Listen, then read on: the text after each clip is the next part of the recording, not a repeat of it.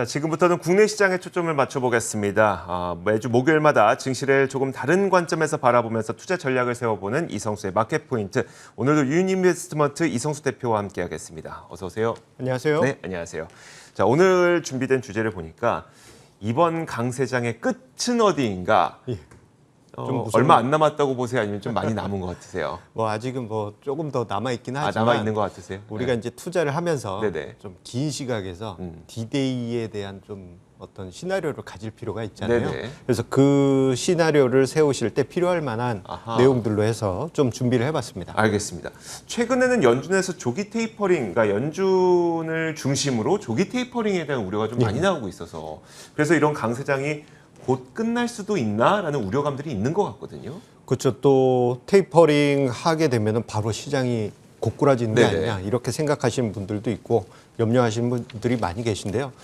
이러한 부분을 좀 생각을 해보게 되면은 과거 2004년 당시 네. 그때 당시 이제 초저금리 상황이었었거든요. 네. 그때 이제 그 당시 이제 워낙 초저금리가 오래되었다가 긴축으로 들어갔었는데 그때랑 비슷한 부분이 많이 있습니다. 네. 지금 보면은 계속 테이퍼링 빨리 해야 된다. 네네. 이런 이야기들이 계속 쏟아지고 있잖아요. 네. 뭐 애틀랜타 연준 총재는 4분기가 아니고 그보다 앞당겨서 시행해야 된다. 뭐 이런 얘기도 있고 더들리 전 뉴욕 은행 총재도 테이퍼링 빨리 해야 된다. 이런 식의 발언들이 계속 이어지고 있는데 한편으로는 파월 의장 입장에서는 당장 하기가 어렵죠. 내년 네네. 초에 바이든 행정부로부터 또 한 번 신뢰를 받아야 되기 때문에 지금 테이퍼링을 하겠다 이렇게 네. 이야기도 하기도 어렵고 전체적으로 좀 긴축까지 약간의 시간이 더 오래 걸릴 수는 있어 보여요. 네네. 예, 그런데 이러한 분위기는 과거 2004년 그 당시하고도 비슷한 부분이 있습니다. 그러니까 2004년과 비슷하다. 사실 2004년 이후에도 2007년까지 강세장은 계속 이어졌잖아요. 그러면 예. 이런 식의 좀 시나리오를 그려볼 수 있겠다는 힌트를 먼저 주시는 건가요?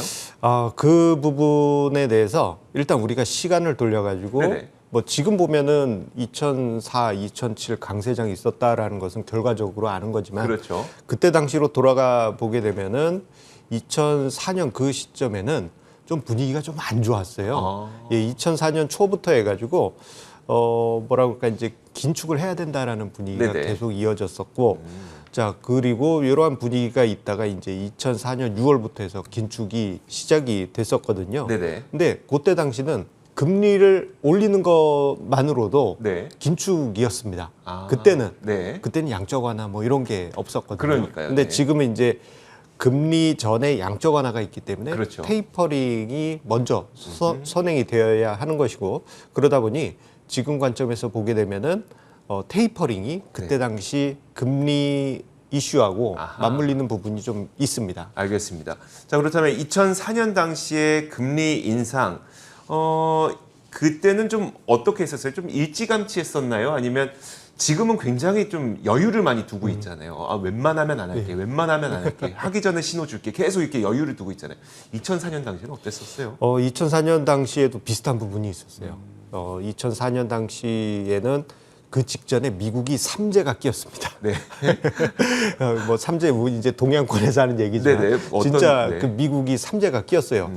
IT 버블이 2001년에 그랬죠. 붕괴됐고요. 네. 그리고 2001년 9월에 이제 9.11 테러. 테러. 아하. 여기에 이제 2001년 9.11 테러 직후부터 해서 2002년에 이제 대테러 전쟁 네. 시작하면서 2003년에는 이라크전. 아하. 그러니까 그때 당시에 연준 의장이었던 그린스펀 의장 네네. 시절이었거든요. 그린스펀 의장 입장에서는 금리를 좀 인상해 볼까 싶으면은 또 이게 일이 삼재가 터지고. 하나씩 아하. 터지니까 이게 금리가 쭉쭉쭉쭉쭉 하락하던 상황이었고요. 네. 거의 한 만 3년, 4년 가까이 하락을 했다가 네. 2004년 1월부터 해서 인상을 하려고 생각을 해봤더니 지금하고 너무 비슷합니다. 어허. 테이퍼링 해볼까 싶은데 지금 했다가는 이러다 경기가 고꾸라지는 게 아닐까 그러니까요. 이런 우려가 있어서 2003년 6월까지 네. 금리를 인하해서 1%대까지 내려왔다가요. 지금 화면상에 자료가 나와 있는데 네.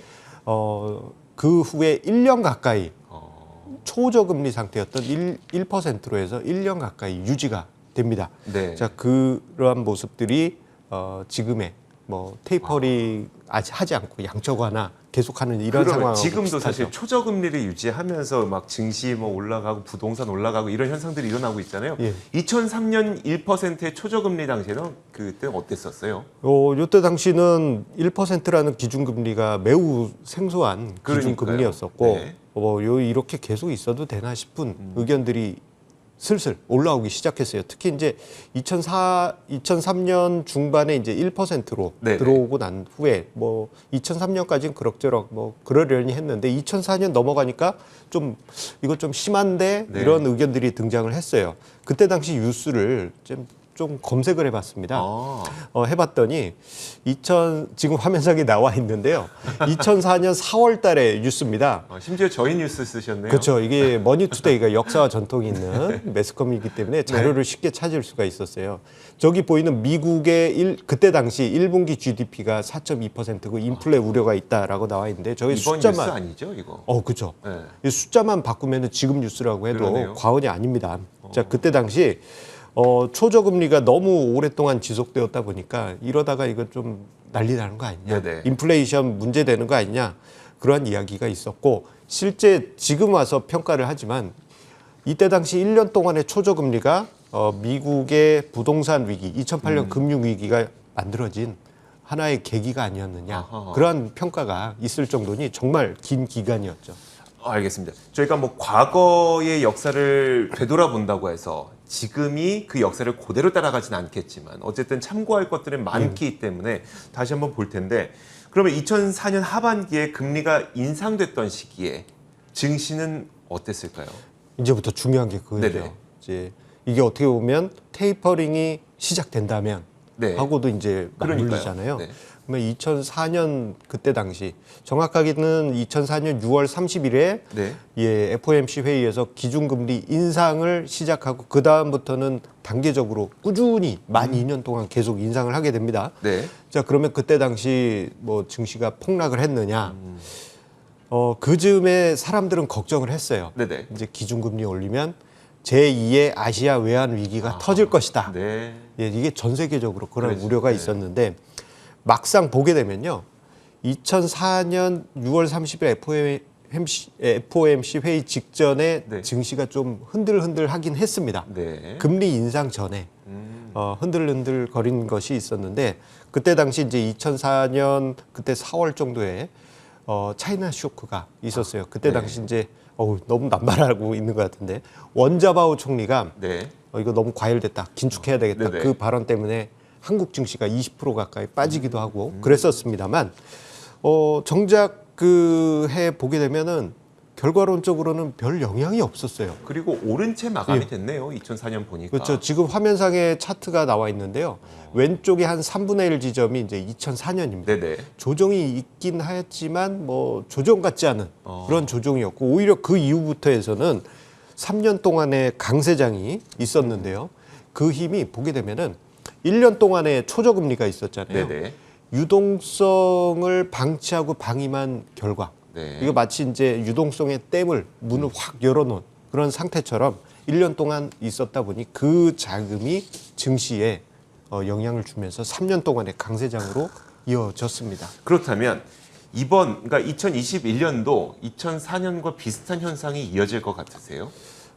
지금 요 상황이 보면은 테이퍼링 해도 몇 년 동안 좋겠구나. 네네. 이렇게 생각하실 수 있겠지만 적어도 3년. 그리고 예. 뭐 2004년 때 풀렸던 돈에 비해서는 더 큰 돈이 지금 예. 풀렸으니까 그럼 더 오래 가나? 한 5년 더 가나? 그렇게 생각하실 수 있겠지만 일단 지금 과정이 그때에 비해서는 좀 압축돼 있어요. 네네. 2004년 당시 1%의 기준금리가 1년 동안 유지된 거, 뭐 지금하고 비슷하지만 네네. 인하되었던 시간은 한 3년 가까이 걸렸거든요. 근데 지금은 작년 3월 코로나 쇼크 때 단 한 달 만에 모든 게 쫙 그랬죠. 돼버렸지 네. 않습니까? 자, 그렇기 때문에 앞으로 이제 테이퍼링이 딱 시작된 시점에서 증시가 불안할 것이냐에 대해서는 그건 아니고 네. 일단은 테이퍼링이 시작된 시점에서는 괜찮을 것 같아요. 시장 자체는 불확실성 해소라고 네네. 하면서 이제 괜찮을 것 같은데 문제는 테이퍼링을 이제 전개하는 그 후반부가 좀 문제가 될 것 같습니다. 네. 예. 그래요? 그럼 테이퍼링 후반부 그리고 이제 정작 금리 인상에 들어가게 되는 그 시점까지가 뭔가 문제가 될 것 같다는 전망이시잖아요. 예, 그렇습니다. 그래서 테이퍼링을 어느 정도 빠른 속도로 할지가 네. 이제 관건인데 지금 분위기로 보게 되면은 테이퍼링이 시작되고 난 다음에 장기 금리가 좀 떨어지게 될 경우 좀 문제가 될 것 같아요. 네. 그래서 지금 그 장단기 금리차 추이 보게 되면 좀 급하게 떨어지는 부분이 있거든요. 네네. 그래서 과거와 다르게 지금 좀 급하게 떨어집니다. 네네. 가장 오른쪽에 보시게 되면요. 그렇죠. 그래서 이제 테이퍼링이 전개되는 과정에서 만약에 장단기 금리차가 생각보다 빨리 트리거를 건드렸다, 네. 역전됐다, 그럴 때는 우리가 염려하는 그 파티가 끝나는 그 시점이 될 수 있기 때문에 테이퍼링이 시작되고 장단기 금리차가 어떻게 흘러가는지 나중에 그걸 한번 계속 관찰하실 필요가 있겠습니다. 네, 알겠습니다.